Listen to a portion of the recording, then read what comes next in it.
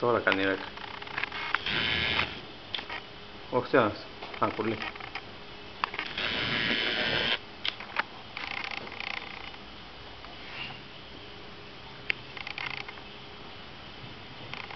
Μαλάκα είναι στάσιμο τόση ώρα εκεί, δεν μπορεί, δεν και...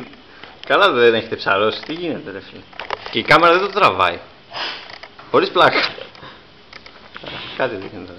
Ποιο λέτε ρε μαλάκες, δείξτε μου και εκεί ρε μαλάκα. Το βλέπεις, ένα μαύρο. Ναι, μέσα τριγωνάκι κάτι. Τι είναι ρε φίλε, για να μου δει. Κάτι. Και κάτω έχει κι άλλα κάτι. Μια σειρά, κόκκινα κάτι. Τι κόκκινα ρε. Δεν τα βλέπεις τα κόκκινα ρε μαλάκα. Αν έρθετε από εδώ έχει κάτι κόκκινα ακόμα. Πού ρε. Αν θέλετε ελάτε έχει κάτι κόκκινο. Ναι, αυτά του λέω ρε φίλε. Τι είναι? Είναι ένας πύργος. Α, ο πύργος δεν είναι.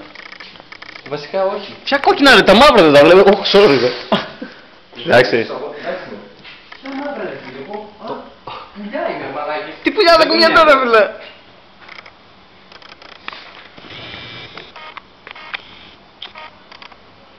Δεν φαίνεται. Χάνει το zoom.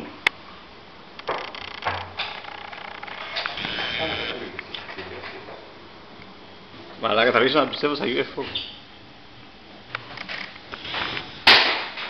Όλος μας είναι εδώ. Το κακό, το κακό.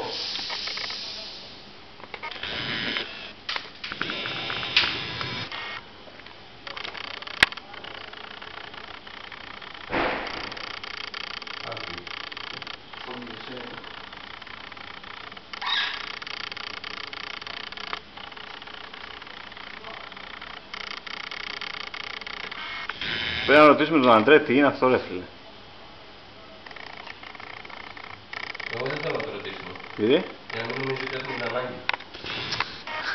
Μαλάκα.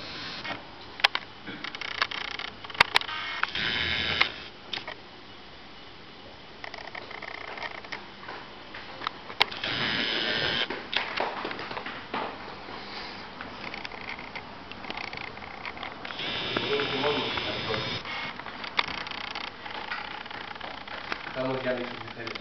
Θα σου πρέπει να αυτό. Πομά. Είναι 2, 4, 6, 8, 10 μπύλες κάτω.